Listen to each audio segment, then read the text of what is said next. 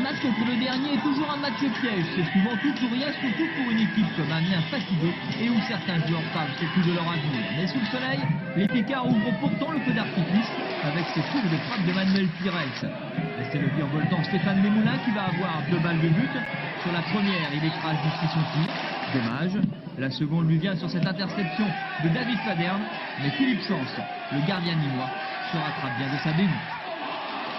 Nîmes a beau avoir un tir national 1, il n'en est pas pour autant résigné. D'autant qu'il y a du talent dans cette équipe, surtout en attaque avec le duo Jouki-Ramdan. Mais c'est Amiens qui va ouvrir le score pour ce coup franc sur le culot. Frappe de Desmoulins, Cachenou ne peut que pousser le ballon au fond. On appelle ça un autogol. Le scénario est idéal pour les Picards.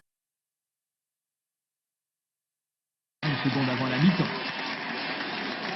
Scénario d'ailleurs plus qu'idéal quant à la reprise. David Faderne chiffre le ballon et s'en vient battre astucieusement Philippe Sens. 2 à 0, on commence à parler de correction. Eh bien, pas du tout, car les Nîmois vont alors complètement se libérer, c'est souvent comme ça, et surtout se relancer avec cette reprise de Ludovic Gros.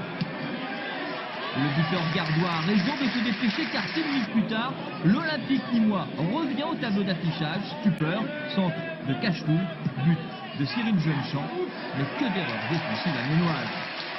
Dans ce mano à mano, chaque équipe va avoir sa balle de match. Amiens sur cette frappe du rentrant Lakhdar Adjali, Nîmes sur ce ballon rasant de Cachenou.